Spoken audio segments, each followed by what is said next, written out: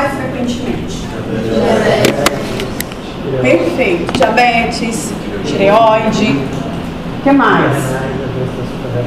As doenças da glândula da suprarrenal, e quais são? Cushing, o que mais?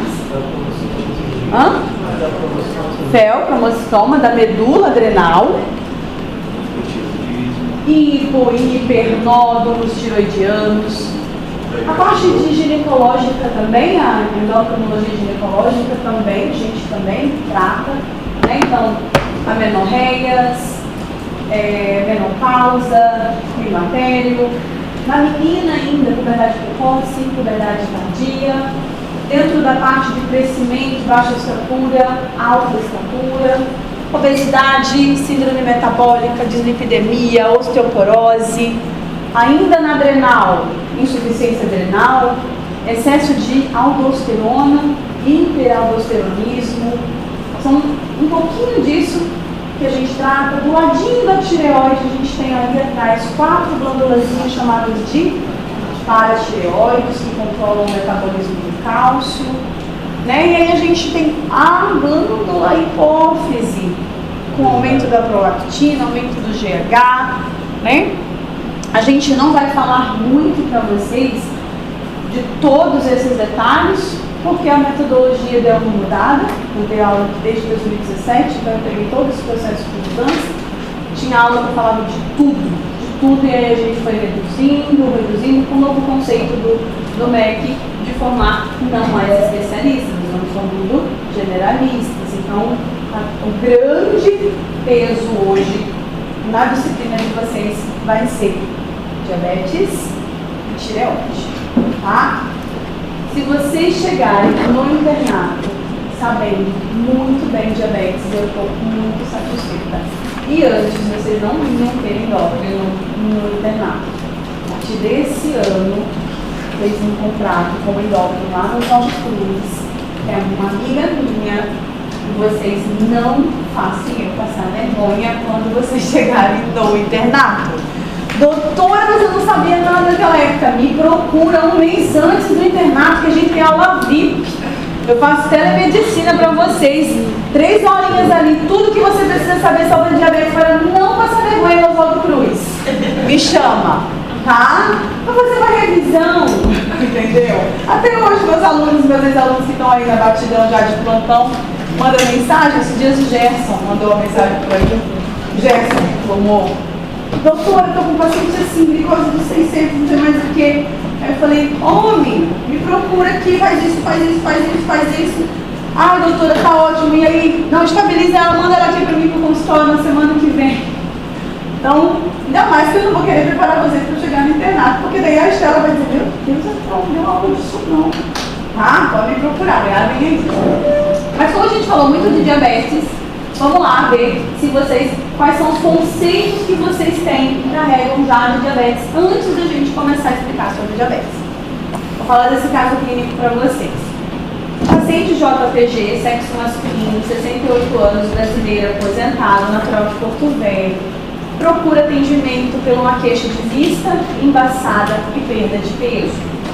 Paciente encaminhado ao serviço de endocrinologia devido ao quadro de poliúria, polidipsia, perda ponderal de aproximadamente 14 quilos em 4 meses, mas foi uma perda não motivada, ele não estava fazendo dieta ou exercício físico por fim de perder peso. E a visão clínica. História patológica, aqui não, mista ainda, né, aparelhos diversos, ele tinha queixa de quadro de constipação intestinal há 2 meses, e história patológica pregressa hipertensão há 15, epidemia, sem alergias, e antes dessa perda ponderal de 14 quilos, ele tinha um quadro de obesidade. História familiar, o pai é hipertenso e cardiopata, a mãe tem diabetes e tem um irmão também com diabetes, ambos DM2, tá? Ex-tabagista há 3 anos, uma carga tabágica bem grande, 55 anos março, uma alimentação hipercalórica, hiperlipídica e sedentária. Pressão arterial, 150 por 90, estava descompensado. O peso, 89 quilos, altura de 1,76, IMC de 28,7 sobrepeso, mas a gente colocar aqui nesse peso 14 quilos daria o quadro de obesidade grau 1. Circunferência abdominal ainda volumosa de 107. Ausculta cardíaca e respiratória sem alterações. E ele traz esses exames para a gente de janeiro. Uma glicose de 254 em jejum, um pós-prandial de 365, uma hemoglobina glicada de 11,5, ureia de 58, uma creatinina de 1,8. A hora que a gente joga para correção pela idade, para a taxa de filtração glomerular, eu calculei esse meio de cabeça, mas é só para colocar um valor que seja abaixo de 30 para a nossa discussão, e um colesterol total elevado, LDL alto, esqueci o triglicerídeos, mas o triglicerídeos também elevado. Vamos colocar o triglicerídeos aí de 250, fazendo parte dessa síndrome metabólica. Aí eu pergunto para vocês. Primeira pergunta. O que é poliúria? Aumento do volume ou da frequência? Frequência. E o que é polaciúria, então? Poliúria é o aumento do volume, polaciúria é o aumento da frequência. É mais comum uma paciente com infecção de urina ter poliúria ou polaciúria? Agora vocês estão entendendo a diferença. Aumento do volume, está indo também muitas vezes, mas é sempre fazendo muito xixi. E o que é polidipsia? Muita sede. Muita sede, está bebendo água um pouquinho mais do que o normal. No paciente que tem diabetes, esses sintomas não são muito comuns quando a glicose ainda é baixinha. São sintomas de hiperglicemia quando o paciente já tem uma glicose pelo menos mais alta do que 200. Não coloquem isso porque isso não é um livro. Mas, gente, a glicose tem que estar bem elevada para que haja sintomas. Para vocês entenderem que diabetes não vai chegar assim no seu consultório todas as vezes. Às vezes vai ser um rastreio. A glicose ele não vai ter sintoma nenhum, a glicose dele vai estar 160. E isso vou ensinar para vocês, já configura o diagnóstico de diabetes. Mas se perguntarem para vocês quais são os sintomas da hiperglicemia, aí vocês vão dizer poliúria, polidipsia, perda ponderal, uma hiperglicemia aguda, tá? Polifagia, o paciente não está absorvendo a glicose que ele ingere, o corpo entende que não tem energia, então dá mais fome. A glicose não está dentro da célula, a glicose está no sangue. Então ele tem poliúria, polidipsia, polifagia e perda de peso. Agora eu pergunto para vocês, a fisiologia, a fisiopatologia do diabetes engloba essa hiperglicemia. O que vem primeiro, a polidipsia ou a poliúria? Na cascata de fisiopatologia. Quem desencadeia quem? O paciente bebe muita água porque faz muito xixi, ou ele faz muito xixi porque ele tem muita sede? O que vem primeiro? Vamos raciocinar. A sede vem primeiro e daí ele faz muito xixi. Quem acha que é isso? Gente, tem que ter uma osmolaridade muito alta no sangue para a gente ter muita sede. Claro que a sede é um sinal de aumento da osmolaridade, então a glicose alta vai aumentar a osmolaridade, vai dar muita sede. Mas vamos lá, o que seria que vem primeiro? A glicose, para atingir o nível de excesso de sede, tem que estar X. E para o paciente ter glicosúria, basta que a glicose esteja acima de 180. Então, o paciente com glicosúria começa a fazer o quê? Perder açúcar, e perder sal e perder água. E ele começa a desidratar. Por isso que a osmolaridade sobe mais rápido. Não só porque a glicose está subindo, mas porque ele está fazendo uma diurese osmótica. Então, primeiro ele tem glicosúria, aí ele tem uma diurese osmótica, aí essa diurese osmótica leva a uma desidratação e aí ele começa a beber muita água para compensar essa diurese osmótica. Então é diurese osmótica, perda de eletrólitos, desidratação, polidipsia. E por que a perda de peso? Como ele não está absorvendo a glicose, a célula dele não está absorvendo a glicose, então ele vai ter que começar a utilizar a própria célula. Mas aí faltou a palavrinha mágica aí, né? Quem faz tudo isso aí? Quem faz?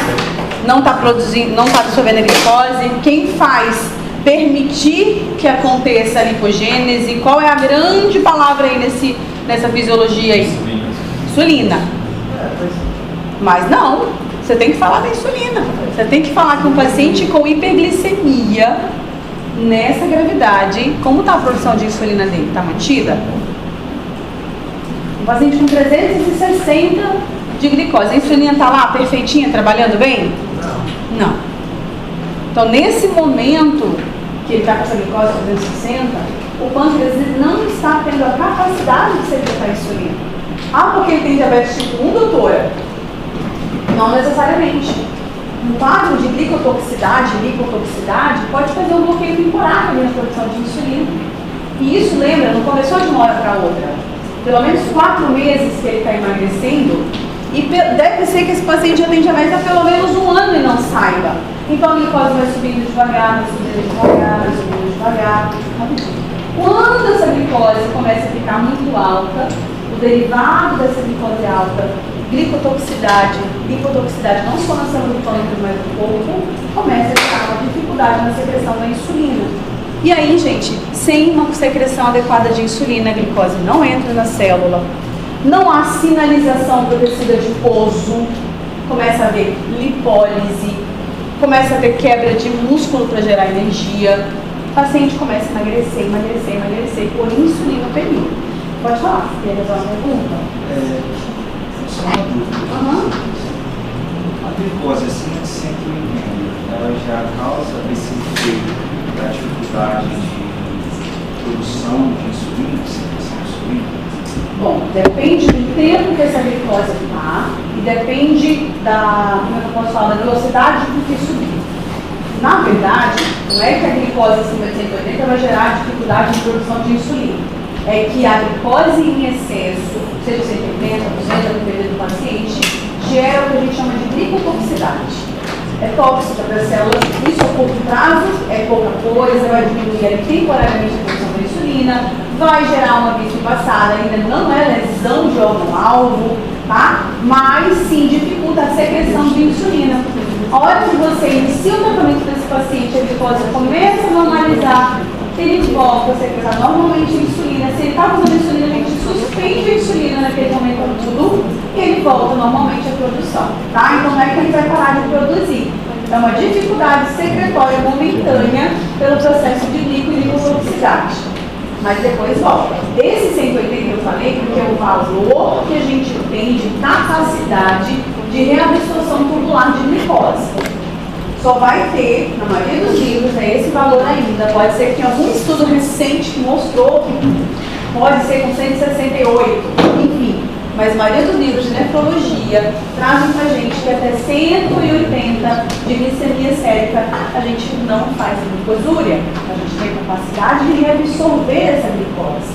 Acima desse valor, o corpo não consegue reabsorver essa glicose e o paciente começa a ter glicosúria. Tá? Eu falei 180 justamente por causa do limiar tubular de reabsorção de glicose.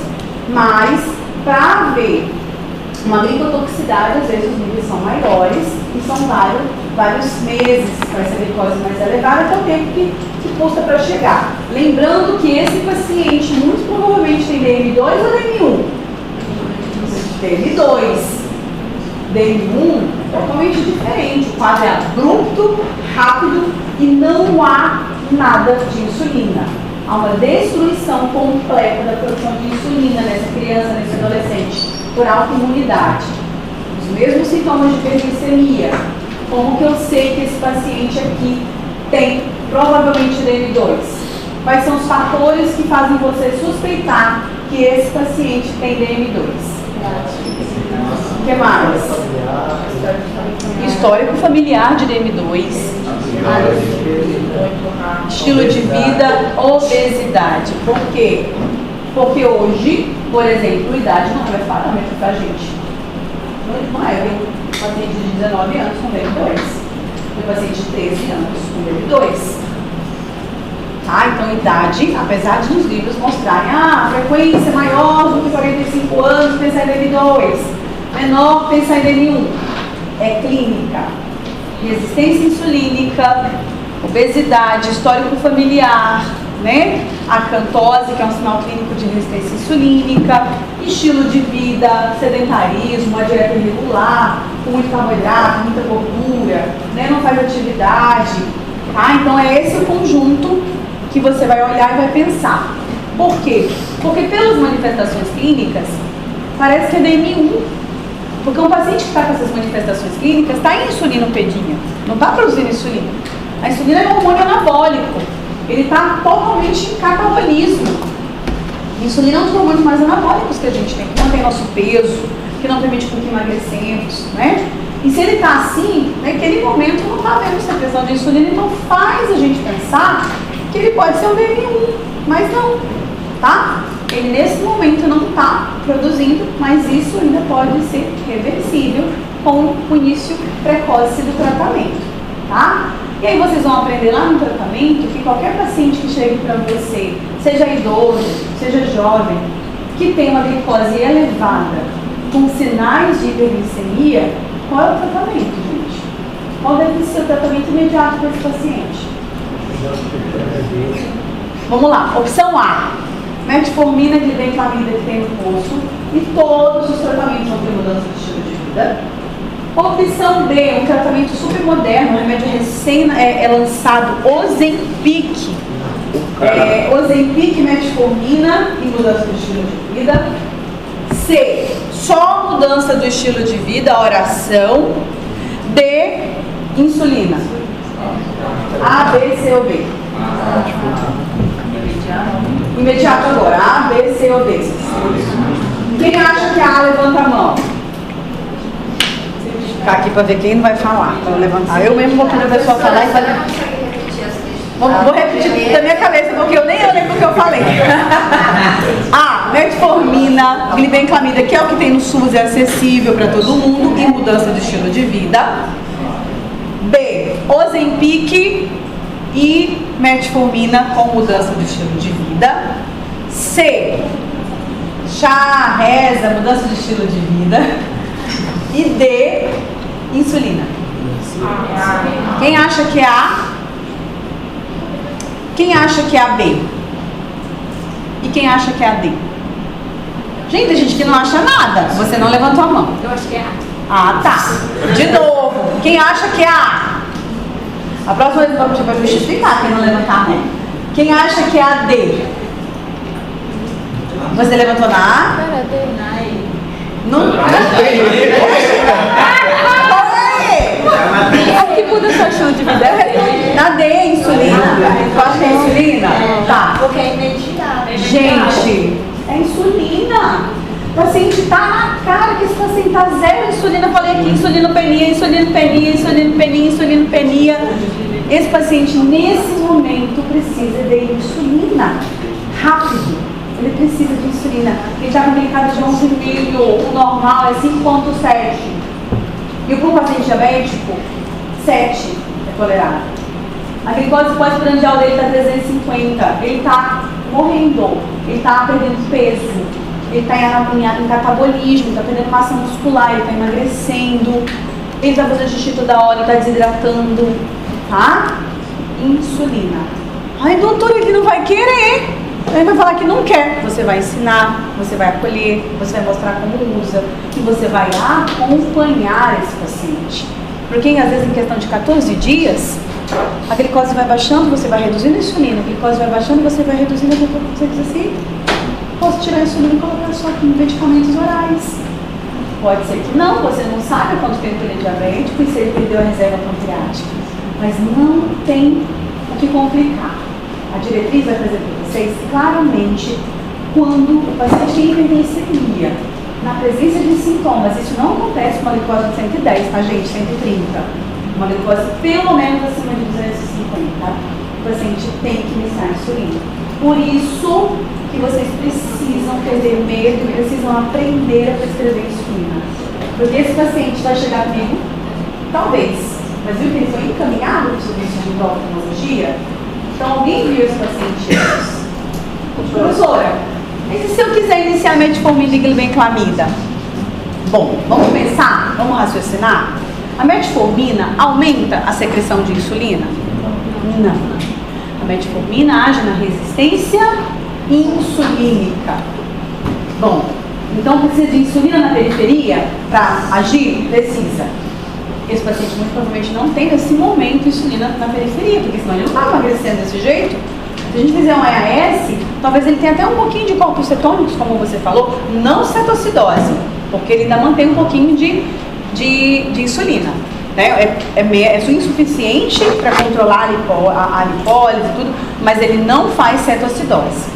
Tá? Senão ele teria DM1, porque teria ausência absoluta. Ele tem, gente, um pouquinho de insulina, mas se fosse suficiente, ele não estava assim. Se ela estivesse funcionando, ele não estava assim. Então, primeiro ponto, esse paciente tem sinais clínicos de que não está produzindo adequadamente o que ele precisa. Então, tem que iniciar. E aí você vai, toda vez que você inicia insulina, você vai monitorando essa glicose desse paciente. O paciente é seu, você manda ele vir com você a hora que você quiser. Eu estou automaticamente aqui falando com 3 pacientes que estão usando insulina. Uma é uma criança de 4 anos, está com DM1, já tem 2 meses, a mãe manda glicose toda hora, café, almoço, janta, lanche, de madrugada, e eu vou falando, fica dando. Agora ela está aprendendo. Daqui a pouco ela não vai mais precisar de mim, entendeu? Mas ela tem na minha mão, doutora, mas meu PS é muito cheio. Quantos pacientes vocês acham que vocês vão insulinizar numa semana? 2? Dá para você encaixar, entendeu? Dá para você colocar, vai ganhando segurança. A cada 3 dias você vê, você reduz, tem uma hipoglicemia, você reduz, tá alta, você aumenta. Então, é importante não ter medo. Professor, no caso assim, só me bate uma dúvida assim, por exemplo, você coloca a insulina no paciente, ok, você vai pretendendo piorar o quadro dele. Mas, você colocando insulina, você de alguma forma pode nunca. Porque tem, por exemplo, vários outros hormônios. Vamos entender a fisiologia da insulina. Qual é o estímulo para a secreção da insulina no pâncreas? Então você tem alta glicose. Então chegou na célula beta, esse slide aqui. Célula beta, o único sinal para a célula beta trabalhar e produzir insulina é a glicose. Não quer dizer que se chegar insulina aqui não vai mais produzir, não tem esse receptor. A célula beta não responde com insulina. Você está entendendo? Se chegar muita insulina ela não libera.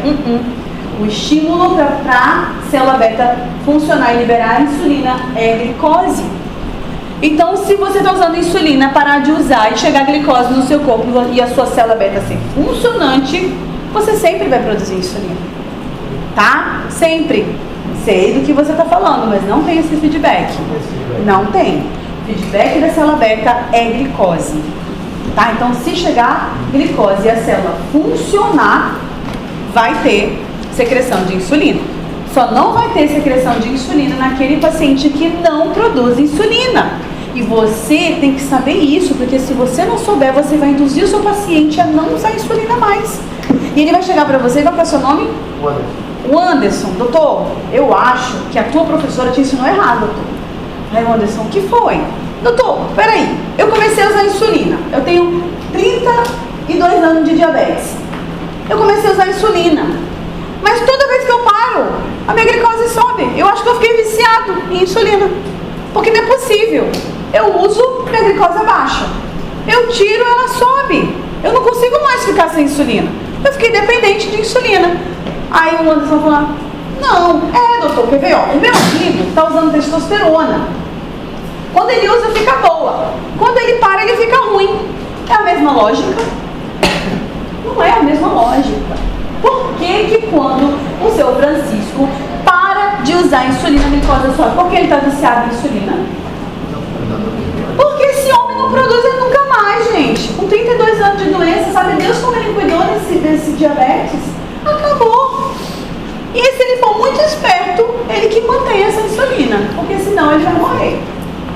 Agora, se o médico não sabe disso, vai dar um nó na cabeça dele. Vai falar assim, eita pau, não sei o que eu faço agora. Você tem que ter na ponta da sua língua. Senhor Francisco, vamos lá.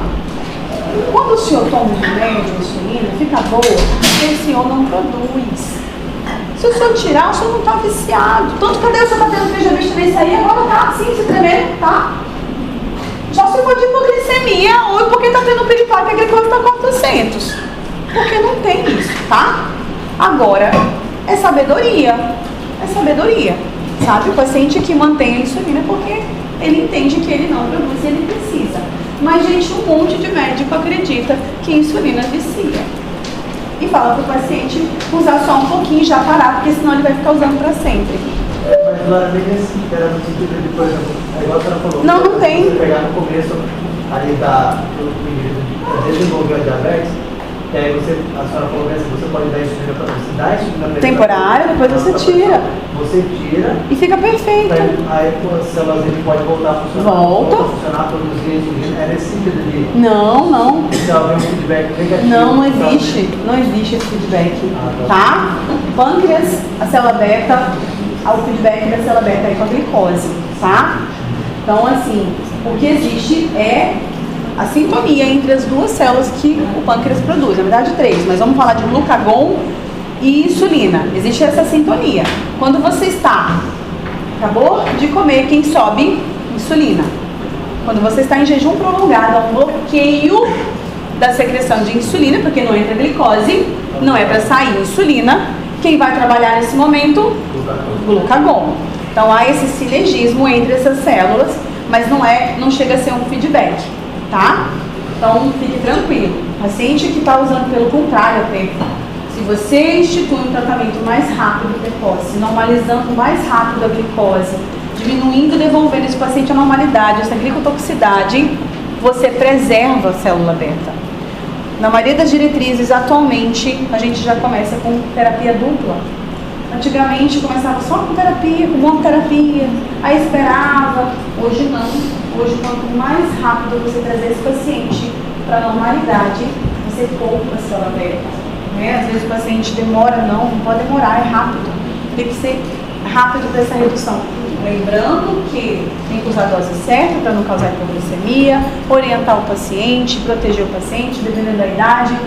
Tem que ser dose menor de insulina para evitar a hipoglicemia, porque os dois lados, né, tanto alto quanto baixo, são ruins, tá? Esse caso a gente vai usar insulina porque ele está com as taxas muito elevadas e com sintoma. Mas se não tivesse, fosse, por exemplo, a força de rastreio, assim, que a gente... A gente vai falar, não, aí você vai conversar com o que a diretriz fala, de acordo com os valores, como vai ser a sua terapia. Então, o paciente que fez uma glicose de jejum, deu 143, fez um novo exame para confirmar, são 2 exames de jejum acima de 126, confirmou o diabetes, aí você vai estudar as possibilidades de medicamento para ele de acordo com o perfil dele. Aí tem medicamento que é mais seguro, tem medicamento que é menos seguro. Por exemplo, esse paciente não pode usar metformina. A função renal dele, o cálculo da função renal dele é menor do que 30. Esse paciente não pode fazer uso de metformina. É contraindicado, né? Tá? Como é que eu vou saber isso, professora? Ixi, tem um monte de calculadora no celular. Se você coloca a idade, a etnia e a creatinina, o valor de creatinina, e ele te dá já a taxa de filtração glomerular.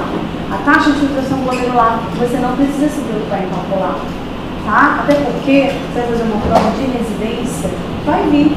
Você vai fazer uma prova de tipo de endocrinologia, vai estar a taxa de filtração. A minha prova vai estar a taxa de filtração. O que você precisa saber é qual é a taxa de filtração que contraindica determinados medicamentos. Uma taxa menor do que 30 contraindica em qualquer faixa etária o uso da metformina, tá?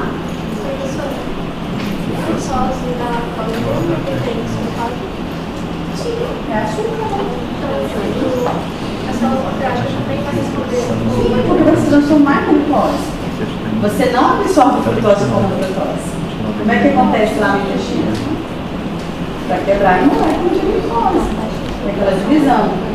Não vou lembrar de cor, mas tem uma maltose, tem a lactose, são junções, né? Então você vai quebrar no intestino e tudo vai se transformar em glicose. A molécula grande do amido não é absorvida assim, vai chegar lá na célula beta como glicose, tá? E aí vai fazer toda a reação da cadeia glicolítica, gerando glicose 6-fosfato, ativando tudinho até a cascata de liberação da insulina que eu vou falar para vocês. Professora, pode ocorrer assim, da gente tem um caso de ter que usar uma insulina de emergência, Tinha as Por insulinas exemplo. rápidas. Mas assim, não é sabido que o paciente tem uma taxa elevada De glicose.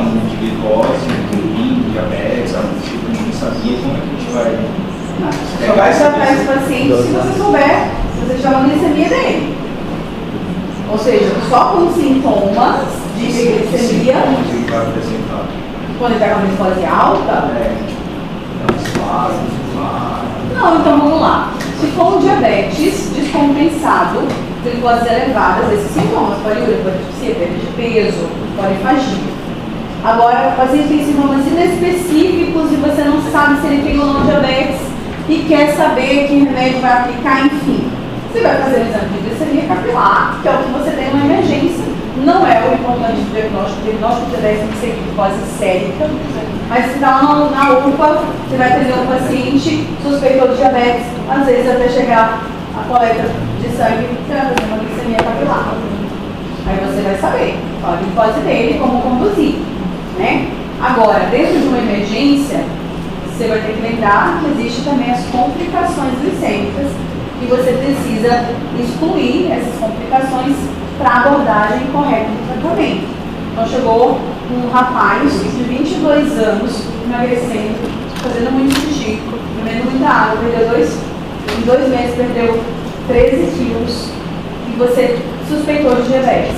Esse rapaz, muito provavelmente de 23 anos, nunca foi obeso, não tem histórico familiar de diabetes. A maior possibilidade que ele tenha DM do tipo 1. DM do tipo 1, que abre um quadro com uma glicose acima de 250, pode estar fazendo certa acidose diabética.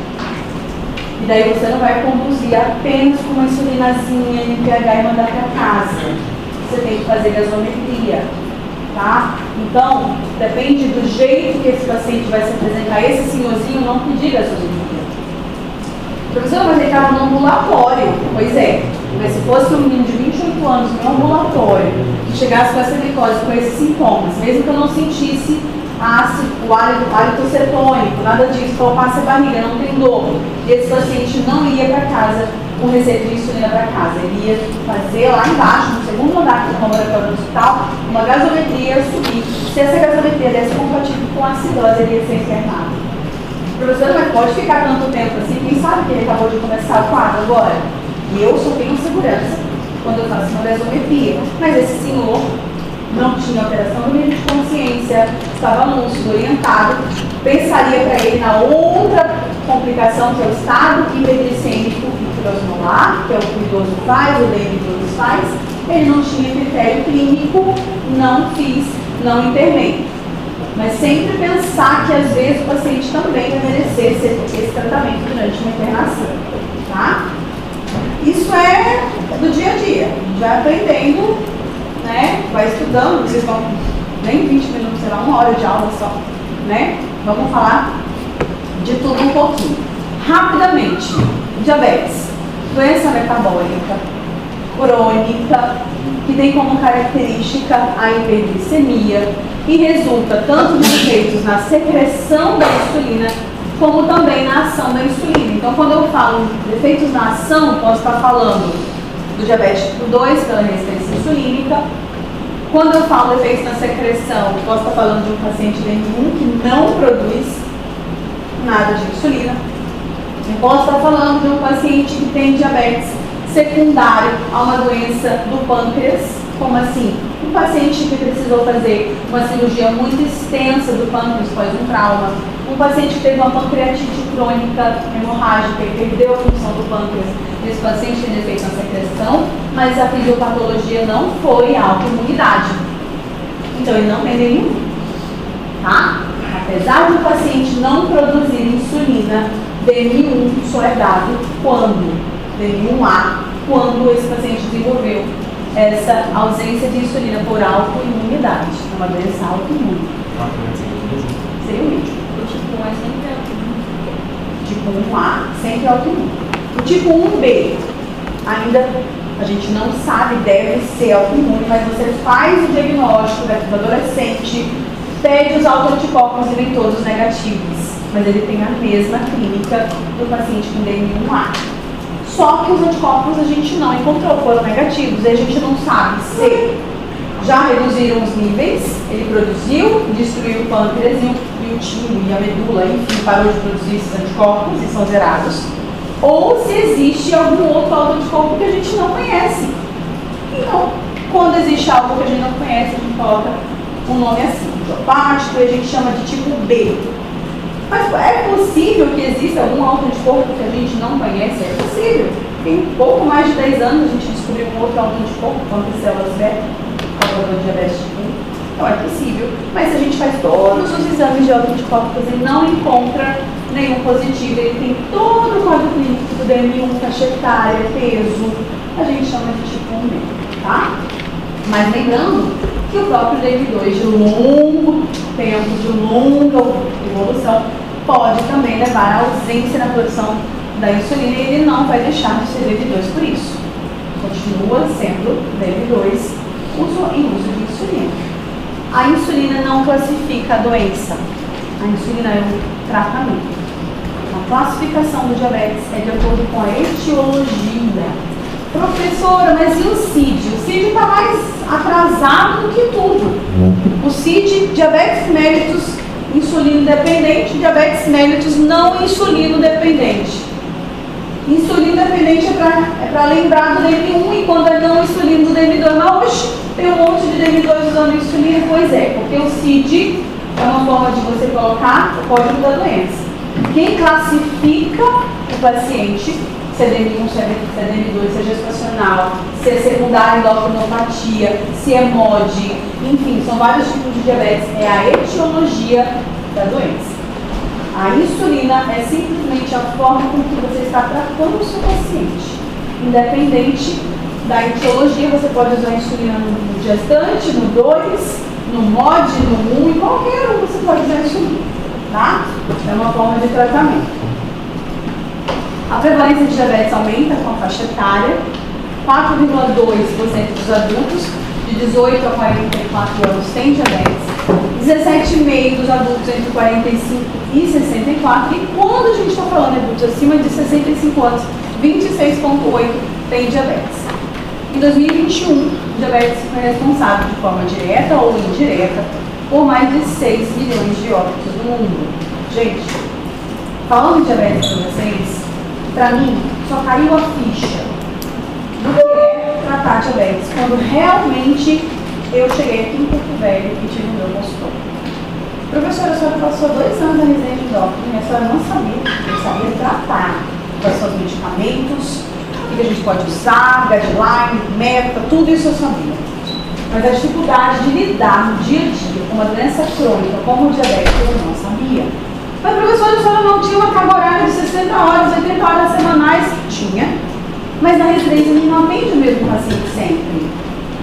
Um mês eu estou no ambulatório de adrenal, no outro mês eu estou em obesidade, estou andando na endócrino, estou lá na medicina laboratorial, eu estou lá na medicina nuclear, muita coisa. Às vezes eu estou na diabetes durante 3 meses, mas eu atendo meu paciente, eu estou na diabetes gestacional, não atendo mais. Enfim, eu não conseguia ver meu paciente durante esses 2 anos, os 2 anos inteiros. Isso faz diferença? Muita. Porque no dia a dia, a gente vê o paciente a dificuldade de manter dieta, a negação da doença, a dificuldade de manter o tratamento financeiro, o quadro financeiro, o impacto que o emocional do paciente tem na glicose dele, tem mês que ele vem super bem, tem mês que ele está mal, com a família, a glicose começa a vir tudo alto nos últimos dias. Então, não é uma doença fácil de tratar. Né? Então, em primeiro lugar, quando a gente vai tratar o diabetes, a gente tem que se colocar no lugar do paciente. Quem aqui faz dieta bem certinho e não consome nada de açúcar? Nem açuquinha assim de colocar no café, não dá um refrigerante. Você tem diabetes? Desculpa, mas é muito raro, gente. Eu sou endócrino e hoje meu café tinha açúcar. Não fiquem assim, porque a outra turma sabe, até brigadeiro como doce. Gente, por isso que eu não julgo o meu paciente. É difícil, parabéns você. Parabéns. Um dia eu vou ficar assim. Eu já tirei muito do doce que eu consumia, gente, por saúde. Mas é difícil. Você pensa quando você vai comer um doce, o que vai acontecer com o seu corpo?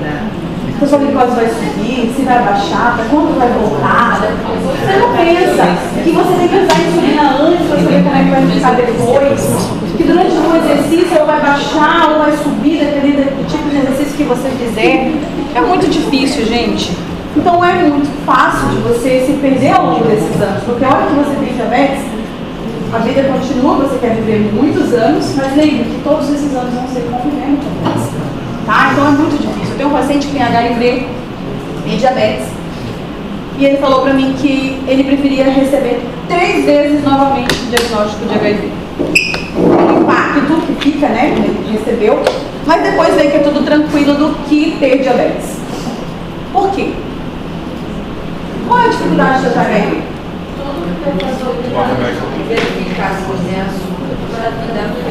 É difícil o diabetes. HIV eles vão tomar, coloca certinho antirretroviral, hoje são, mas cada vez está mais moderno, a carga viral dele é zerada há muitos anos. É só tomar o remédio e ir embora, se proteger e pronto.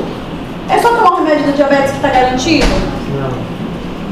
Não, gente, o tratamento é muito mais não medicamentoso do que medicamentoso, tá? É muito difícil. Então eu falo para vocês, o primeiro ponto para você aprender a tratar diabetes é você se colocar no lugar do paciente. E não falar assim, mas também, né, seu João, comeu açúcar a vida inteira. Tá aí. É que nem eu falo assim para a obesidade também. É o maior crime do mundo você minimizar uma doença crônica a um único hábito na vida do paciente. Mas não é assim que todo mundo está querendo lacrar no Instagram? Não é? Não é assim que o pessoal chega no Instagram, um nutricionista super famosinho, o paciente fala, eu tenho diabetes, eu posso curar? Pode, eu consigo. Meu Deus do céu, dá vontade de pegar essa pessoa e vai voltar para a escola, teste. Diabetes é doença crônica. Mas tem remissão. Graças a Deus, dependendo da fase que chegar, pode remitir. Remitir não é cura, porque se ele voltar a fazer tudo de novo, ela volta. Mas é isso que a maioria das pessoas estão fazendo, estão brincando com uma doença crônica como diabetes, como obesidade. Então, antes de tratar, se coloca no lugar do paciente. É muito fácil você julgar. Seu João, não acredito, comeu açúcar de novo. Puxa, seu João, assim fica difícil. Você não vai querer tratar o senhor, não. Poxa, gente, você não comeu também. Mas eu não tenho diabetes. E nunca vai ter? Se não se cuidar? Porque não é um bichinho que fica a gente, não, mas são hábitos. Né? Eu estou dizendo isso para você, que paciente tem medo do médico. Paciente com diabetes, paciente com obesidade, tem medo. Porque quando chega a glicada, a pessoa leva bronca, só leva carona. Né? Fala assim, doutora, mas a senhora não é brava? Sou. O paciente é teimoso demais. Eu falo assim, vou dar alta para a senhora, Dona Maria. Mas doutora, como que eu tô ruim? Minha glicada tá 8, a senhora vai dar alta para mim? Eu falei, vou, Dona Maria, porque eu gosto muito da senhora. E eu não estou conseguindo mais fazer a senhora mudar. Tudo que eu tenho falado, tudo que eu tenho... Não está dando certo. Maria, tem 2 anos que a gente está assim, Maria. A gente sai de 10, que essa glicada ótimo. Mas não sai de 8, não sei. Talvez a minha colega consiga fazer a senhora mudar. Não, doutora, pelo amor de Deus. Não, Maria, mas a gente vai continuar amiga. Me chama para tomar um café. E a gente vai tomar um café. Eu quero ser sua amiga. Não, eu deixo até com açúcar, porque eu sou amiga, eu não sou médica dela, não sou juíza, pode tomar até com açúcar. A gente vai tomar um café. Daqui pra fora, vixe, mulher, a gente vai ser melhor amiga. Mas aqui dentro não dá mais, porque o casamento acabou. O casamento acabou, doutora? Sim, nós somos casadas. O casamento, estou pedindo divórcio, porque só eu estou querendo que essa relação dê certo. E o resultado final dessa relação dá certo é só glicada menor do que 7. Ele não está conseguindo, eu acho que não é culpa minha.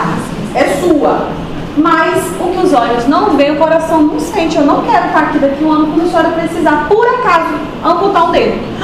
Doutora, tá amarrado, eu amarro junto contigo, porque eu não quero que tu ampute esse dedo. Ele fala, tá amarrado. Eu falei, mulher, eu amarro agora também, porque eu acredito em Deus. Mas Deus está fazendo de tudo lá pra ti, mas tu não faz. Não, doutora, dá mais uma chance só mais uma pra mim, essa glicada vai vir. Eu tô comendo muito mesmo, doutora. Aí vem a verdade, assim, sabe? Esse mês, olha, doutora, esse mês não tem nem caminhada. Eu falei, eu sei, Maria. Mas, Maria, tu vai mudar? Vou. Maria, aqui, se tu não mudar, tu nem vem aqui, Maria. Não precisa, não. Mulher, tu acha que eu vou ficar rica com R$200 na tua consulta? Mulher, eu quero que tu faça assim. Ela, tá bom, doutora. Gente, e muda. É assim que a gente trabalha com doença crônica. É dando um estímulo aqui, dando outro estímulo ali.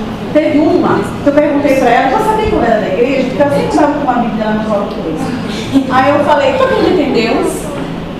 Acredito. Tu acredita também? Acredito. Tu acha que Jesus vai voltar? Vai, doutora. E como é que ele vai? E você acha que vai pro céu? Que existe céu? Existe, doutora, eu vou pro céu. Tu vai pro céu mesmo, porque eu vejo tu sempre com a Bíblia, orando. Mas quando tu chegar lá, como é que vai ser a tua conversa com Deus, hein? Tu vai dizer que a tua vida foi boa, maravilhosa? Ou tu vai dizer que a tua vida foi ruim? Ah, doutora, eu não sei. Tu acha que tu vai dizer que a vida não foi boa, né, mulher? Porque tu tá pesando muito, tu tem artrose, tu tem problema do diabetes. Eu acho que tu vai dizer que a vida não foi boa. Ela é, doutora. Mas eu já vou estar lá, né? Aí não, quando chegar no céu tu não vai ter mais nada disso. Mas tu vai falar que não foi bem lá, né? Aí eu vou reclamar. Pois é, sabe o que Deus vai dizer pra ti? Que tu que procurou, que foi culpa tua. Que Deus vai mostrar tudo isso aqui que eu tô falando com você esse ano inteiro aqui, que tu não faz. Ele vai dizer assim, mulher, mas eu fiz tanto por ti. Olha aqui, a endócrino falando contigo aqui nesse momento, eu vou mostrar os vídeos que ele vai dar pra ti. A nutricionista, coitada, vai mostrar a nutricionista chorando, toda vez que tu sai da consulta, ela não consegue fazer tu mudar. Ai, doutora, mulher, não adianta tu se murmurar lá com Deus, não. Deus vai mostrar todas as oportunidades que ele deu. E isso, que a gente está dizendo que vai chegar assim, desde que tu estava na hora. Mulher, e se tu chegar diferente? E se tu tiver um AVC? E se tu perder uma perna, como é que tu vai chegar lá com Deus? Tu vai brigar feio com Deus. Então não brigue não, mulher, mude. Ai, doutora, mas a senhora pegou pesado, hein? Falei, mulher, a gente vai agir no que a gente tem de artifício, né? Se não fosse cristã, gente, eu não ia falar isso, porque ela ia falar, não acredito em Deus. Mas como ela acredita, e sempre com a Bíblia, fala, você já tinha falado comigo, já tinha me dado uma Bíblia, me chamado para ir para a igreja. Então eu sabia que eu ia tocar nela nesse sentido. Mas quem me ensinou isso? Quem me ensinou isso na residência? Alguém me ensinou isso na residência? Meu professor chegou e falou assim, Carol, como você perguntou a Beth que seja evangélica? Fala para ele da volta de Jesus. Não, meu professor não falou isso. Né? É o dia a dia, gente, para vocês verem como não é fácil tratar com diabetes. Mas não adianta nada falar para vocês de glicose, de que isso vamos falar no dia a dia, tá? E por isso que endócrino tem que ser dado por alguém que seja endócrino. Porque trazer o conteúdo é muito fácil, tá? Trazer a vivência é difícil. Um dos maiores desafios da minha vida foi dar aula de geriatria. Não tinha ninguém para dar aula de geriatria em 2017. Ninguém. 17 não, na pandemia, né? 2019, 20. Não tinha ninguém. Todos os professores de geriatria saíram demitidos, foram embora. Um foi expulso daqui. Os alunos falaram que não queria mais, expulsaram ele. E aí falaram, doutora, vai lá. Eu falei, eu sou geriatra. Doutora, mas quem está fazendo diabetes idoso sabe geriatria. Eu falei, não sabe? Não sabe. Mas, gente, o que eu fiz? Ó, estudar. Fiz uma pós-graduação em 2 semanas, intensiva. E cheguei com a cara e coragem lá no computadorzinho, oi, tudo bem, gente, eu não sou geriatra, mas eu tô aqui, com a cara e coragem para ensinar vocês. E depois de 2 meses, estava na pandemia, fui chamada para trabalhar na casa do ancião. Porque o gestor de saúde descobriu que eu estava dando aula de geriatria, falou, não, mas se essa daí dá aula de geriatria, ela sabe cuidar de idoso. Aí me convidou para passar a pandemia lá na casa do ancião. Eu falei, o que eu vou? Porque eu já estou dando aula, agora eu só preciso da prática. E clínica é clínica, né, gente? Que fez endócrino foi 2 anos de clínica médica. Essa é a importância também da clínica médica. Aí depois da clínica lá, eu unia 2 coisas. Aí eu me senti segura da aula de geriatria. E eu tô falando isso porque tem um monte de professor que já fez endócrino por aí, não tem endócrino. Aí é difícil, né? Bom, existe essa pesquisa que é feita por telefone. Todo ano ela acontece. Que é a Vigitel. Eles ligam, fazem uma entrevista, perguntam na casa, quais são os hábitos da família, quantas pessoas moram, se tem diabetes, se tem hipertensão, se bebe, se fuma, se faz exercício, quantas vezes. E o dado que eu trouxe para vocês é, em 2019, a prevalência chegou em 23% nas pessoas com 65 anos ou mais. É a doença que a cada vez aumenta mais. Já falo para vocês, queria muito que saísse um aluno endócrino. Queria mesmo, gente. Primeiro, vai ganhar dinheiro, tá, gente? Só ver que a doutora anda de Ferrari, tô brincando. Não vai ficar rico, não. Mas tem emprego em qualquer lugar. Está faltando endócrino. Quem aqui tentou marcar uma consulta de endócrino nos últimos 2 meses? Conseguiu fácil? Olha aí. Pois é, se fosse tu, já ia fazer endócrino. Entendeu? É muito difícil, tem muito, mas são muitas pessoas, então precisa. Aqui, essa porcentagem aumentou, principalmente acima de 65 anos, porém, cada vez a gente está vendo aumentar uma faixa etária ainda maior. Ainda menor, tá? Pelos hábitos, tá?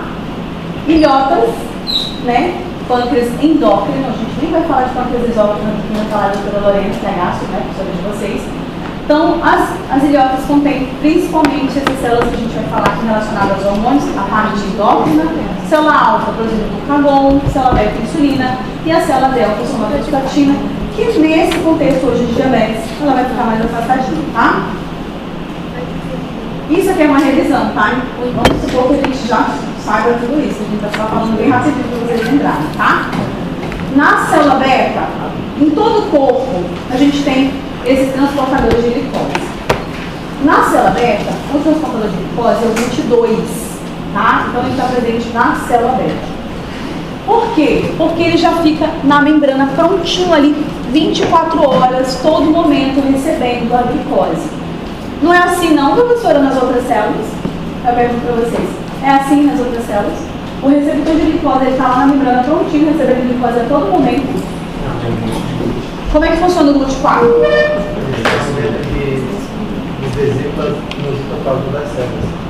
E aí ele vai para a membrana depois de quê? Depois do estímulo de uma cascata. Depois da ligação primeiro da insulina.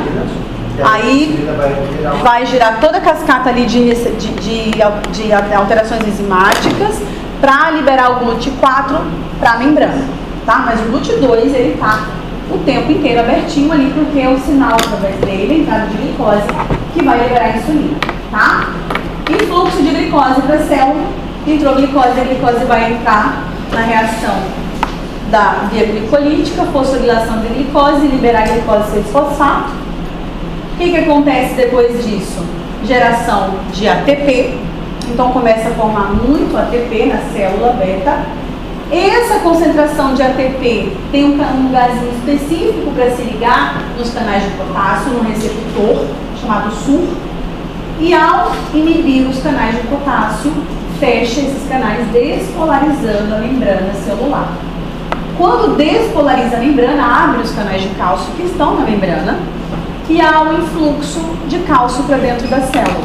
Esse influxo de cálcio funciona como um segundo mensageiro para fusão das vesículas contendo insulina preformada, que vai chegar lá na membrana e vai por exocitose liberar a insulina para o sangue, né?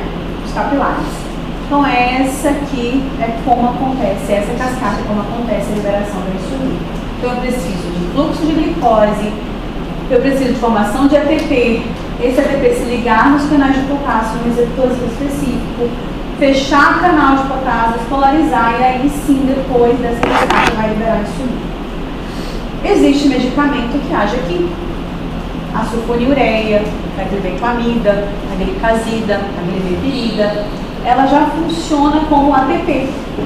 A molécula foi desenhada, foi criada para já agir aqui, inibindo os canais de potássio.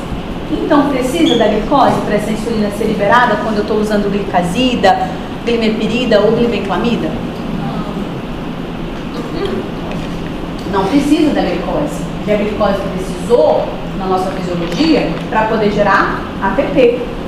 E assim esse ATP estimular, na verdade, inibir os canais de potássio.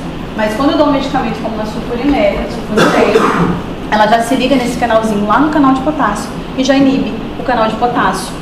E aí sim toda a cascata de liberação de insulina acontece, tá? Como toda medicação, como toda ciência, tudo vai evoluindo. A glibenclamida, que é a primordial, a mais antiga, ela tem uma afinidade muito grande pelo SUR, muito grande. Então ela fica mantendo durante muito tempo uma concentração muito grande de insulina. O paciente comendo ou o paciente não comendo. É ou não é um medicamento com alto potencial de hipoglicemia? Sim, mas aí foi evoluindo. Hoje a gente tem glibenclamida e glicazida, que tem uma afinidade um pouquinho menor. Então liga, desliga, liga, desliga. meia-vida desse remédio é 24 horas, mas o risco de hipoglicemia é muito menor, porque a afinidade é menor. Então, o álcool liga, desliga, liga e desliga. Então, acaba que o paciente não faz uma secreção tão grande de insulina e reduz muitos eventos relacionados à hipoglicemia. Entendendo esse ponto, quero puxar uma chave para vocês. A glibenclamida é um bom medicamento para um senhor de 68 anos usar depois continuamente? Se você puder optar pelo melhor, só se ele não tiver dinheiro para comer. Entre comer e comprar remédio. Porque na maioria das vezes é um medicamento com alto risco de hipoglicemia. Hipoglicemia em dose aumenta o risco de doença cardiovascular, tá? Então, esse adendo, quando você for escolher uma medicação para o seu paciente, não basta só se basear na glicose, tem que basear no perfil do paciente, tá? Então, glibenclamida, em alguns pacientes é o que tem, mas se você puder optar, conversar com o seu paciente sobre valor, sobre custo, ele fala, não, eu posso comprar um remédio de R$60, R$50, R$80, então a gente já troca, tá? Porque a afinidade aqui é muito grande, então é um risco muito aumentado de hipoglicemia, tá? Então aqui a fotinho, olha a glicose entrando aqui pelo GLUT2, aumento do ATP, o ATP se liga nesse receptor, inibe o canal de potássio, despolariza a membrana, abre canal de cálcio, esse influxo de cálcio. É uma mensagem para que as vesículas contendo insulina cheguem aqui e liberem a insulina, tá? Ações da insulina, metabolismo do carboidrato, dos lipídios, das proteínas. Com relação aos carboidratos, aumento do transporte de glicose, aminoácidos, síntese de glicogênio, glicólise, metabolismo de lipídios, lipogênese e inibe a lipólise, olha a setinha. Diminui a lipólise e aumenta a lipogênese, metabolismo das proteínas, síntese proteica, aumento da síntese de DNA e reduz o catabolismo, tá? Então, a insulina é o hormônio anabólico, tá? Promotores do anabolismo, no fígado, síntese e armazenamento de glicogênio. Não vai haver quebra de glicogênio enquanto a insulina está agindo. Ela faz com que aumente ou reduza a sua glicemia. Ela é um hormônio hipoglicemiante ou hiperglicemiante? Hipo ou hiper? Qual é o objetivo da insulina quando ela chega no sangue? É manter a sua glicose mais baixa ou deixar ela alta? Baixa. Claro que você só vai ter hipoglicemia se você tiver uma secreção maior do que o desejado. Mas vamos entender pelo conceito de erro, excesso.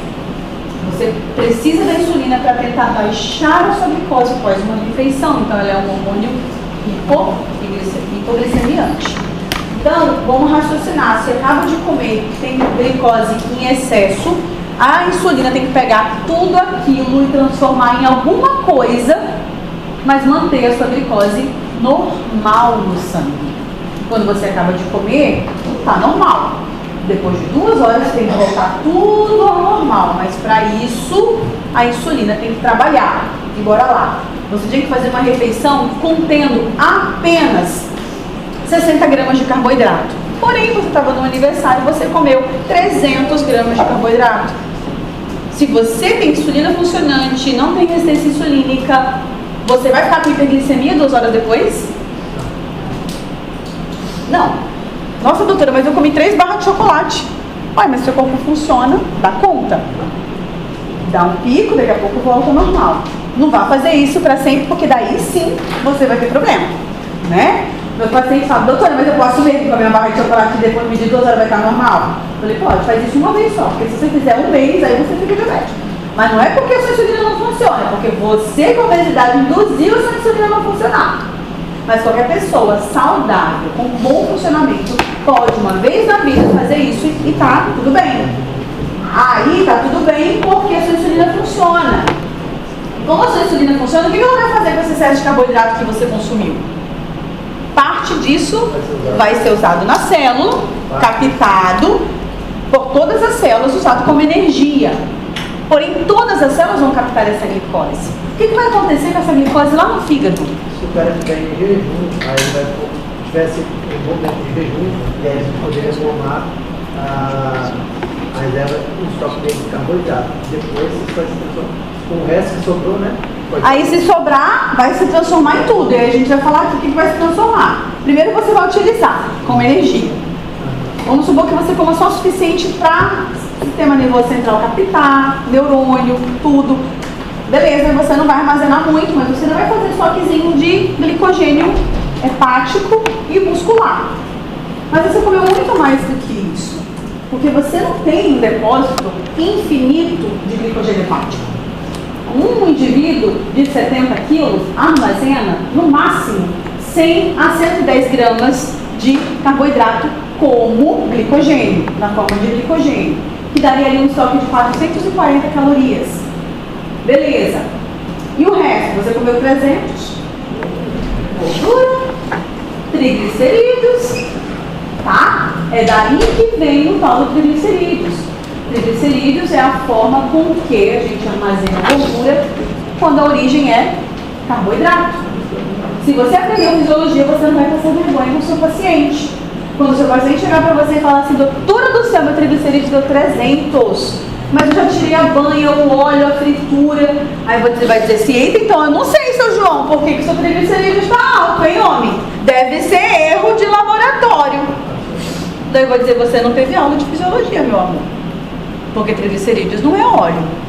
Da onde veio triglicerídeos? Do pão, do macarrão, da tapioca, do cuscuz, da bolacha de água e sal, que ele falou que ele parou o pão, agora ele come 7 bolachas de água e sal. Doutor, eu comi um pão, agora eu só como 7 bolachinhas assim.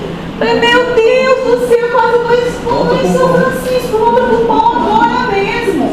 Não, doutora, eu parei o pão, eu tô comendo tapioca, que a blogueira disse que é fitness. Ele é fitness? É fitness não, homem. É fetes. Você tá comendo 5 colheres de tapioca, 5 colheres. Equivale a 2 pães e meio. Volta pro pão agora mesmo. Entendeu? Você consegue resolver a vida do seu paciente quando você sabe o quê? Endócrino. Eu nem comecei endócrino ainda pra vocês, isso aqui é só fisiologia. É só fisiologia, tá? E ainda tem um problema, quando você não sabe fisiologia, você vai orientar o seu paciente a fazer dieta cetogênica de forma errada. Agora, a dieta cetogênica é muito bonita, tá? O problema é que se for modificando a dieta cetogênica, a ponto de dieta cetogênica ser dieta gordurêmica. Porque o paciente está fazendo dieta cetogênica, mas ele de manhã ele come bacon, ovo, mais bacon, toma 2 colheres de óleo de coco, e daí ele fala assim, foi com endócrino, porque eu devo ter algum problema no metabolismo, eu parei todos os meus carboidratos, agora eu só como proteína e gordura, e eu não emagreço. Mas gente, não é pouca gordura, é meio abacate, é muita gordura. Aí vamos lá, 1 grama de gordura tem quantas calorias? 9. 1 grama de carboidrato tem 4. Aí eu parei de comer o pão no café da manhã e estou comendo um abacate. E meio abacate com bacon e 3 ovos. Nossa, tá lindo, gente. É bonito um prato desse. Saudável. Com equilíbrio, né, gente? Pelo amor de Deus. Tudo tem que ter equilíbrio, tá? Então você sabe disso. Não, na hora que o paciente chega falando isso pra mim, eu falei, meu Deus, filho, mas gordura é mais calórica do que carboidrato. Dá mais saciedade? Dá mais saciedade. Mas isso não faz ninguém emagrecer ou falar só da saciedade. Os macro e os micronutrientes eles têm que ser calculados, né? Então, isso aqui também é culpa da insulina, tá? Ainda bem que existe insulina. Ah, não, professora, porque daí então se tem insulina, o que eu como em excesso armazena, graças a Deus. Você não passa 8 horas de jejum quando você dorme? E se não tivesse estoque nenhum? Como que você ia poder dormir? Como você ia poder ficar de jejum aqui durante uma prova, sair correndo? Você precisa ter, ser humano, mamífero, ser vivo, precisa ter armazenamento de energia. Por privação disso. Lá no urso, quando você estudou lá, quando você viu o pica-pau, o urso do pica-pau, que ele ficava lá 3 dias lá, só dormindo, ele comia, depois ele ficava só dormindo. Quem fez aquilo para o urso ficar só dormindo? Ele comeu, e quem manteve aquilo nos estoques ali? A insulina. Pica-pau é cultura, viu, gente? Quando a gente cresce, a gente lembra que tinha fisiologia até lá no pica-pau, tá? E por que a insulina impede o catabolismo, a lipólise? A insulina inibe essa enzima aqui, enzima lipase hormônio sensível. Essa lipase hormônio sensível é a enzima que faz lipólise. Enquanto você tem insulina sinalizando na célula do adipócito, essa enzima está bloqueada. A hora que você não tem mais insulina se ligando no receptor ali, a lipase fica desinibida e vai fazer o quê? Lipólise. Professor, mas eu preciso de muita insulina ou de só um pouquinho de insulina já basta? Um pouquinho de insulina já basta para você inibir a lipólise. E eu estou dizendo isso por quê? Porque um paciente que evolui com cetoacidose faz lipólise porque ele não tem nada de insulina. E quando você tem lipólise, você tem aumento do quê? Ácidos graxos. Ácidos graxos vão para o fígado e se transformam em corpos cetônicos. Você já vai, só pelo fato de você ter corpo cetônico no sangue, você já tem acidose? Não, você tem sistema tampão, gente. Você não vai evoluir com acidose e qualquer excesso de corpos cetônicos. Mas se é uma hiperglicemia desenfreada que não para, é lipólise, não tem insulina, uma hora o seu sistema tampão não consegue e você faz sim uma acidose, tá? A questão é que o diabético tipo 2, mesmo aquele descompensado, ele ainda mantém um pouquinhozinho de insulina que consegue manter inibida a enzima lipase hormônio sensível e ele não faz uma lipólise importante, porque ele até pode ter corpos cetônicos na urina, mas ele não chega a ser uma quantidade tão grande a ponto de fazer acidose, tá? Agora o DP1 faz, porque tem 0, tá? Efeitos metabólicos sobre o músculo, síntese e armazenamento de glicogênio. Um indivíduo de 70 kg, juntando toda a massa muscular, ele tem capacidade de armazenar 500 a 600 gramas de glicogênio no tecido muscular. Quem fez isso? Quem proporcionou? Insulina, porque quem proporcionou a captação de glicose pelo tecido muscular? A insulina, tá? Promove captação de glicose, glipólise, aumenta a síntese proteica, porque, gente, quando a insulina aumenta a captação de glicose, pode haver entrada de aminoácido também. E aminoácido é fonte para o quê? Para construção de proteína e proteína fibra muscular, tá? Inibe a glicogenólise e a degradação proteica, tá? Aí aqui, qual é o conceito que eu gosto de trazer para o dia a dia? Eu sempre gosto de trazer esse conceito para o dia a dia e eu gosto muito de endócrino e medicina desportiva. E hoje todo mundo só fala de esporte, eu acho isso ótimo. Vou trazer um dado importante para vocês. Um paciente que está pensando em fazer uma prova de maratona, chega para você, faltando 3 meses. Você é nutricionista ou você é endócrino, você mesmo é clínico geral, mas é um cara que gosta de esporte, ele olha para você e tem como referência você. Fala assim, doutor, como é que vai ser minha dieta 2 meses antes e no mês da prova? Principalmente quando eu falo faltando uns 10 dias para a prova. Bom, eu vou dizer para você como você deveria responder. Olha, você está um pouco pesado. Uma prova de maratona, quanto mais magro você for, melhor o seu tempo, menor risco de lesão. Então, nesses 2 meses agora, vamos tentar emagrecer. Aí a gente vai fazer uma dieta com menos carboidrato. Aí aqui eu consigo reduzir o depósito de glicogênio, vai atrapalhar um pouquinho a performance dele. Mas aí, a cada momento que ele for fazer um treino muito longo, eu dou uma glicosezinha para ele durante o treino, porque se ele está tomando aquela glicose durante o treino, a cada 30, 40 minutos, ele está poupando o glicogênio muscular que ele está com dificuldade de manter reserva, já que a dieta dele está menor. Mas, gente, faltando 10 dias para a prova, eu vou restringir o carboidrato desse paciente? Jamais do céu! O que ele precisa no músculo para fazer 42 quilômetros? O que ele precisa? Glicogênio. E se ele não teve o consumo de glicogênio nos dias antecedentes da prova, ele vai ter glicogênio muscular na hora da prova? Alguém já correu aqui? Gente, se você está numa dieta com baixo teor de carboidrato e você quer correr sem glicogênio muscular, você trava, não vai mais.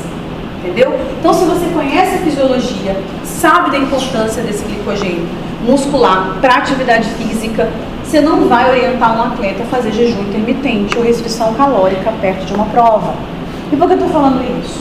Porque tem um monte de pseudo-especialista que não entende nada, que vai para o Instagram dar dica de exercício e fala para o paciente que a melhor estratégia nutricional para quem faz exercício é jejum intermitente. Depende da fase de treinamento que ele está, da fase do ciclo que ele está.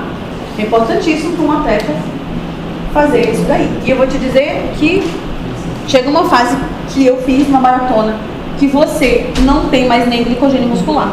Mesmo fazendo tudo, eu tomei 6 sachês de gel de carboidrato durante a prova para manter o meu glicogênio muscular, mas quando chegou no 32, 33, eu fui pelo lado da misericórdia pela cabeça, porque as pernas não respondiam mais. Era eu parar e parar literalmente, eu não nem andar mais. Por quê? Porque eu não tenho 70 quilos. Então minha reserva de glicogênio não é tudo isso. Mesmo que uma semana antes eu tenha, comido, eu não tenho essa reserva. Eu não consigo, porque eu não tenho músculo para reservar tanto glicogênio. Porém, a distância é a mesma para todo mundo. Quem vai sair melhor? Quem tem mais músculo e mais reserva de glicogênio, tá? Então isso aqui é fisiologia. Trouxe para vocês entenderem um pouquinho dessa vida aí de todo mundo fala de exercício e tal, para correlacionar, tá? E aqui aquilo que a gente já falou, aumenta a absorção de aminoácidos, síntese proteica. Por isso que vocês vão ver aí na academia, infelizmente, vocês ouviram um relato de gente que usa insulina também nas academias. Já viram? Tem. Infelizmente, eu acho que é o uso recreativo errado, pior que existe, porque há um alto poder, de uma alta potência de hipoglicemia, né? As pessoas pensam que tem a medicina ao alcance, não tem. Quando a gente fala em hormônio, é muito complexo, ninguém domina nada, tá? Só para lembrar para vocês que quando a gente acaba de comer, quem aumenta? A insulina, tá? E o que a insulina faz? Captação muscular, glicogênese e formação de glicogênio, tá? É uma setinha para cima, tá? Glicogênese, tá? E quando eu tenho glucagon, eu reduz a glicogênese e eu tenho glicogenólise, tá? Quebra de glicogênio, tá? Classificação de DM1, de diabetes. A gente tem diabetes tipo 1, diabetes tipo 2, diabetes gestacional, diabetes monogênico, que é o diabetes do tipo MOD, que é uma mutação, tá? São 6 tipos, são mutações. Diabetes secundário, a endocrinopatias. Diabetes secundário, a doença exócrina do pâncreas, tá? Assim que a gente classifica, mas no geral. Diabetes gestacional, vocês vão ver na obstetrícia. Aqui comigo a gente vai ficar muito mais em DM1 e DM2. E dentro do DM1 existe uma subclassificação que a gente chama de LADA, tá? Que eu vou explicar também para vocês. Fisiopatologia do DM1, destruição das células beta, sem produção de insulina. Representa 5 a 10% dos pacientes com diabetes, tá, gente? Não é muito, mas existe, a gente tem que saber. O DM2, graus variados de resistência insulínica, que pode ser só um defeito na ação, mas pode evoluir com defeito na secreção. Diabetes gestacional é um diabetes que o diagnóstico é feito na gestação. E como eu sei, professora, se o paciente chegar para você com uma glicose de jejum, primeira glicose feita no pré-natal, entre 92 a 126, já fecha o diagnóstico de diabetes gestacional. Uma glicose acima de 126, essa mulher já tinha diabetes antes de engravidar. Vai tratar? Vai tratar da mesma forma, mas é nomenclatura e isso cai em prova de residência, precisa saber diferenciar, tá? Então, tudo normal na primeira consulta do pré-natal, a glicose era 81. Porém, lá pela 24ª, a 28ª semana, essa gestante vai fazer todas as gestantes que não tiveram diagnóstico de diabetes gestacional na primeira fase da gestação, vão ser submetidas ao teste oral de tolerância à glicose com 75 gramas de glicose. E aí, vamos ver se o paciente ela vai ou não para o diagnóstico de diabetes. Se um desses exames vierem alterados, ou na primeira hora, no jejum, na primeira hora ou na segunda hora, basta um desses resultados alterados e a paciente tem diagnóstico de diabetes mellitus gestacional. Ou seja, em jejum deu 87, mas uma hora depois deu 191. Mais 2 horas depois deu 140. Ela tem ou não tem diabetes gestacional? Tem, tá? Basta vir alterado que a gente já faz diagnóstico de diabetes mellitus gestacional. Mas, professora, mas ela na primeira consulta dela, a glicose deu 98. Eu vou fazer esse teste oral? Vai fazer? Deu 98, ela precisa fazer esse teste oral tolerância à glicose? Não, gente. Pelo amor de Deus, ela já tem diagnóstico de diabetes gestacional. Você vai tacar 75 gramas de açúcar numa pessoa, uma mulher gestante com neném? Não, você já sabe que ela tem. Se ela não está tratando com remédio, mas está controlando com dieta e exercício, ótimo. Tá ótimo. Você não precisa fazer esse teste novamente se o paciente já tem diagnóstico de diabetes, tá? Se ela der candidato de G, sempre vai ser dentro da Zaveropiroto G? Sim, mas se ela tiver na primeira consulta do pré-natal uma glicose de 96, ela já tem diabetes gestacional. Acima de 92, primeira glicose que ela levar para você no pré-natal, descobriu que está grávida, fez o exame de glicose, deu 98, ela tem diabetes gestacional. Lembrando que esses valores são só para gestante, tá? Na população adulta, normal, não gestante, adulta e criança, sendo não gestante, diabetes é só acima de 126, tá? Então, para o diagnóstico de diabetes, qualquer glicemia acima de 92 em jejum já é diabetes gestacional. Se for maior que 126, ela já tinha diabetes antes. É só uma nomenclatura de diagnóstico. A forma como você vai conduzir vai ser muito semelhante. Talvez nessa que tem 126, a terapia já seja que seja feita com insulina. A que tem 94, 95, tem diabetes gestacional, você pede ali nos primeiros 14 dias uma dieta, exercício, talvez ela consiga controlar sem remédio. Mas muito difícil essa paciente que já tinha diabetes pré-gestacional conseguir normalizar. Se antes de ter bebê, ela já não controlava. Imagina agora que está gestante, que reduz a carga de exercício, começa a comer mal, tá? Então essa paciente que vai diferenciar é talvez você saber como você vai abordar a terapêutica essa paciente. Então você vai ter que ser mais incisivo, porque ela já tinha antes, isso já é ruim, porque ela já engravidou com uma glicose alta.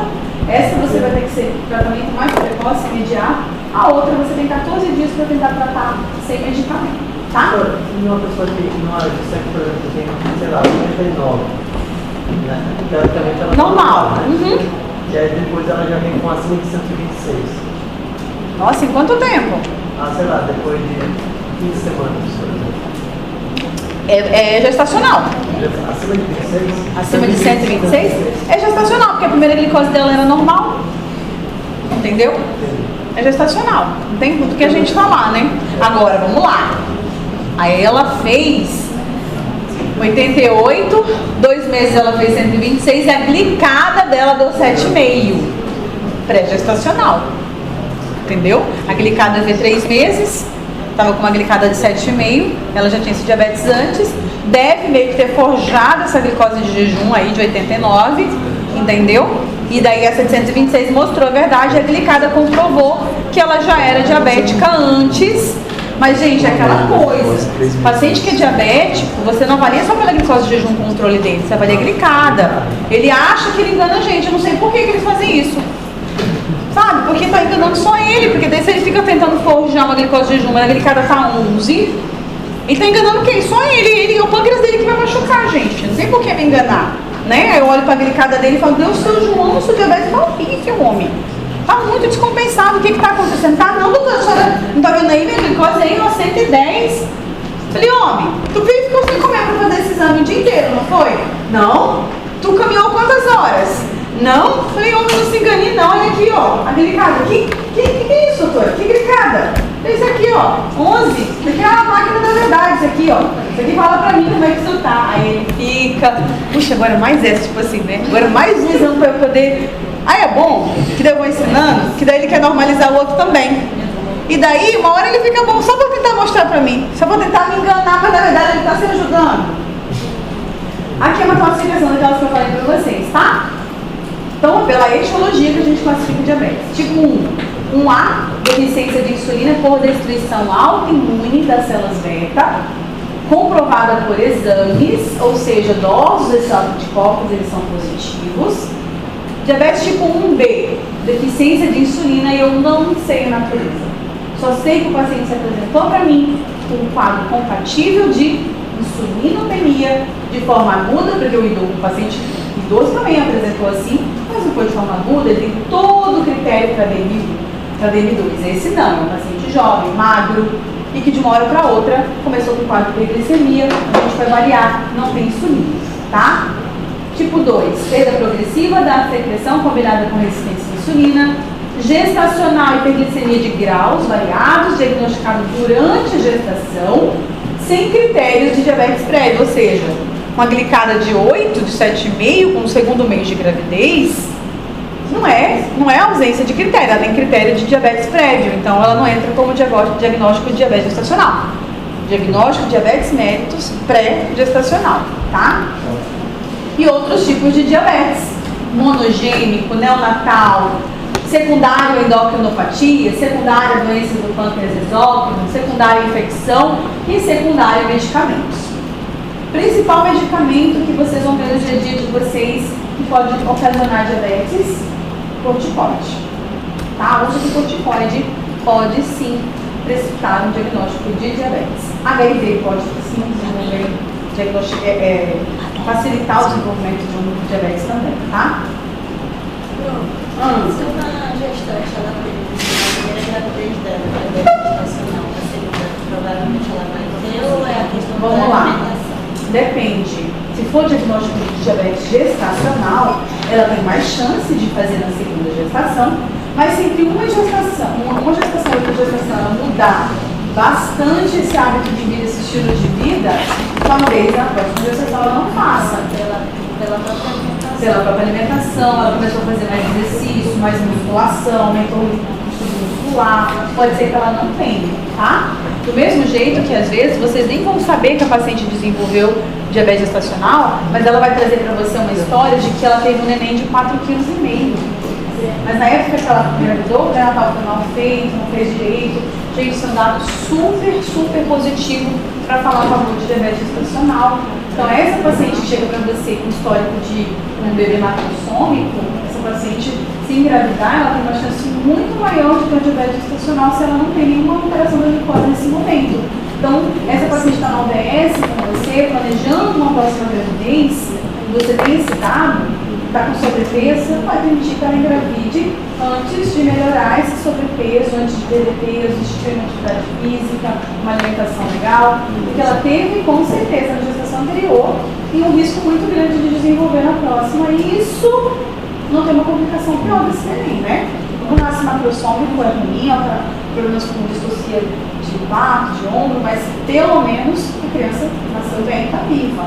Existem complicações muito maiores, hipoglicemia, logo a nascer, óbito mental, malformações, tá? Então, se aproveitar essa oportunidade na história clínica de uma mulher que teve um neném macrosômico, já se atentar que ela pode ter tido sim diabetes gestacional e tentar prevenir uma próxima, tá? De diabetes tipo 1, deficiência absoluta de insulina, consequente distribuição autoimune. Tipicamente, os pacientes têm IMC normal, uma tendência muito grande à cetose, porque a enzima lipase hormônio sensível não é bloqueada na ausência de insulina. Então, ele tem uma tendência, sim, a ter lipólise, aumento dos corpos cetônicos e acidose. O tratamento sempre, toda a vida, vai ser com insulina. Desde o momento do diagnóstico, esse paciente nunca mais na vida dele vai parar de usar insulina, tá? A cetoacidose é a principal complicação associada ao BN1, uma mortalidade elevada, e ela pode ser a manifestação inicial da doença em 30% dos casos dos adultos, mas nas crianças elas podem abrir o diagnóstico de diabetes com uma cetoacidose.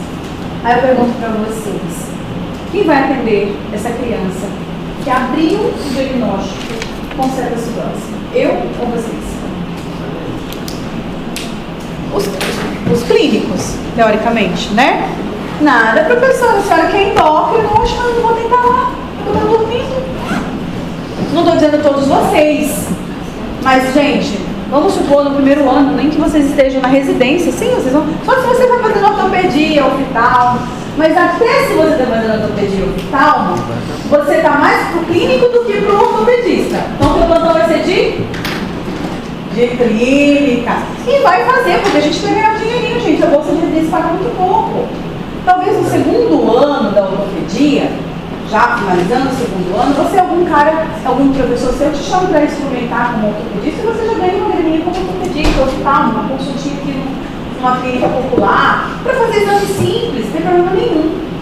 Agora, no primeiro ano da residência, é plantão de clínica.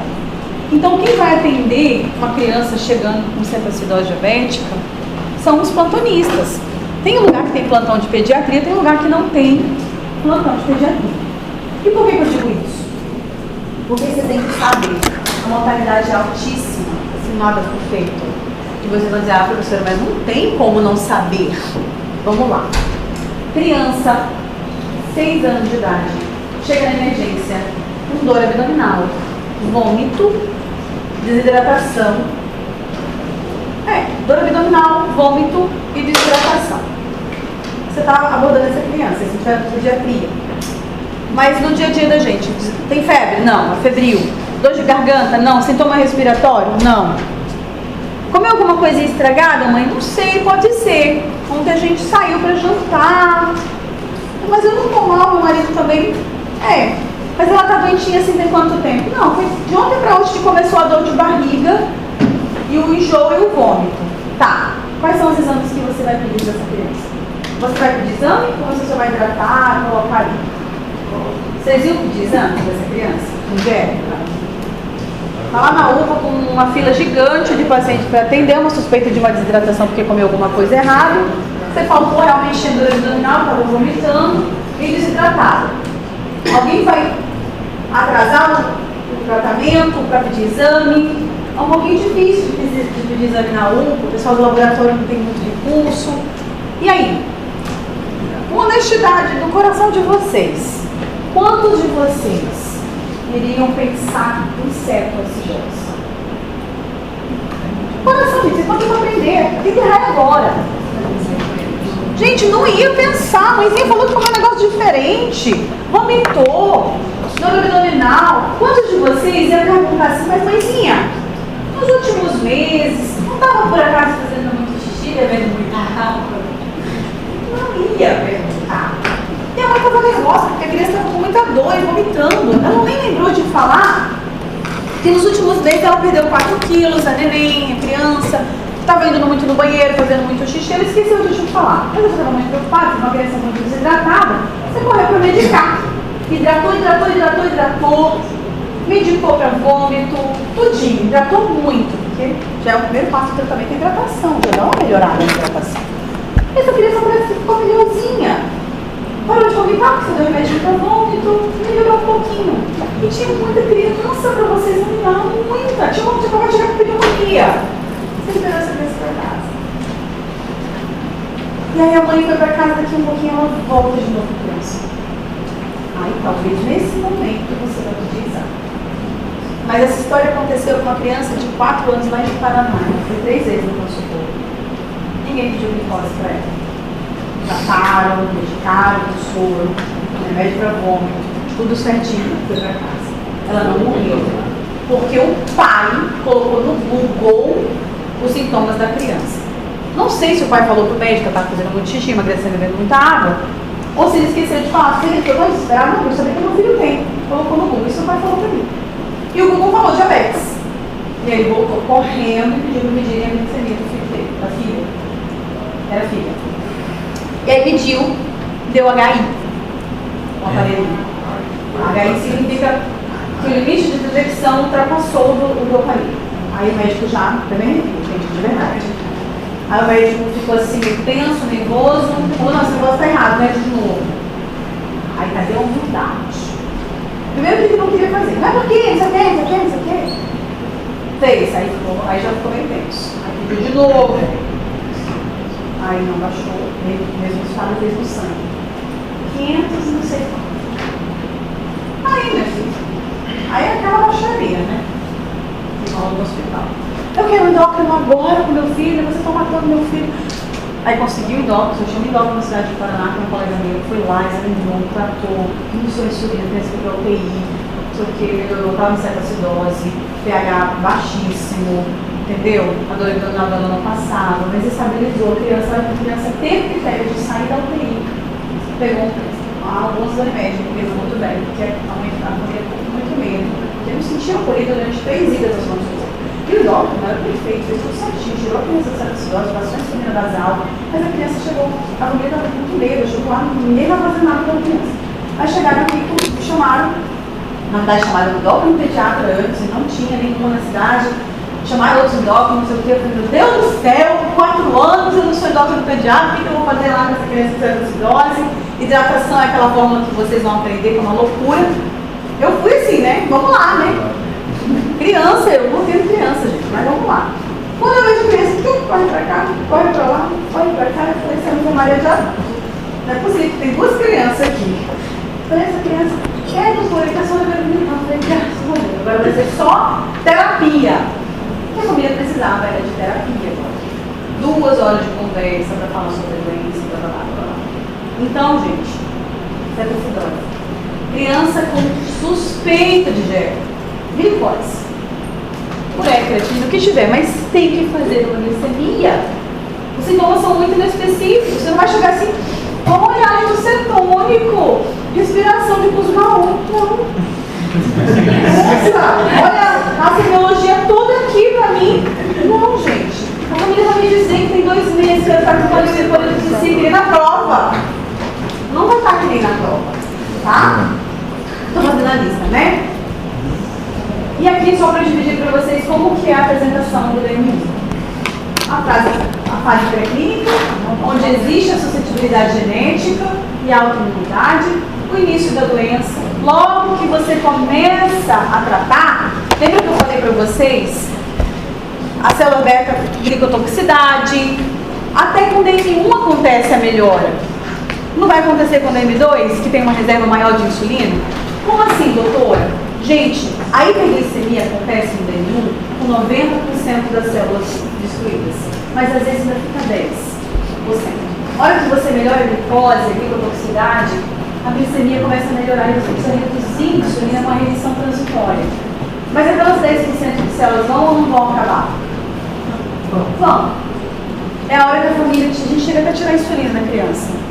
E a família acredita que curou. Mas você sabe que essa melhora temporária é pela redução da glicotoxicidade. E aquele pouquinho de insulina que está trabalhando vai parar porque ela produz anticorpo contra aquelas células. Isso dura às vezes 6 meses. Eu tive um adolescente que durou 1 ano. Eu estava desesperada já, eu queria botar insulina nele, mesmo um pouquinho, porque eu estava com medo de fazer cetoacidose, e quando eu botava 4 unidades de hipoglicemia. Aí eu botava 3, ele ficava assim, eu tirei, botei 2. Teve ele ficar com 2 insulinas só para 2 unidades, só para eu não ficar com medo de desenvolver uma cetoacidose, porque eu sei que uma hora ia acabar. Tá? E depois o diabetes estabelecido, associado ou não, se Deus quiser, com complicações agudas e crônicas, tá? Então, é isso. Semana que vem, tudo normal, né? Feriado só de quarta-feira. Vamos dar continuidade ao diabetes. Por onde que eu gostaria que vocês estudassem? Quem tiver o livro do Vilar, de Clínica Médica, de Clínica Endócrina, é um livro fácil de ler, pode ser pelo Vilar. E mais fácil é pegar gratuitamente a diretriz da Sociedade Brasileira de Diabetes. Ela não é uma diretriz toda pronta, agora eles modernizaram. Você entra no site, coloca Diretriz Brasileira de Diabetes e vai estar assim, dividido sobre os temas. Diabetes tipo 1, classificação, diabetes diagnóstico, tratamento. Inicialmente vocês vão ler a parte de diagnóstico, né? Classificação, diagnóstico. Primeiro já para dar uma introdução na aula da semana que vem. E depois vocês vão abrindo tudo que eu vou falando. Eu não vou dar aula no diabetes para vocês de complicações crônicas. Eu não vou falar de diabetes, retinopatia diabética, nefropatia diabética, nem neuropatia diabética, porque vocês vão ter essa matéria em cada disciplina. Então, na nefro, vocês vão ter doença renal diabética. Na oftalmo, retinopatia diabética. E na neurologia, quando vocês aprenderem sobre neuropatias periféricas, vai estar lá o diagnóstico diferencial de diabetes mellitus, tá bom? Mas as complicações agudas, eu vou falar. Vou falar de diabetes tipo 2, medicamentos orais, insulinoterapia. Se a gente vai acabar em 1, vou falar de 2,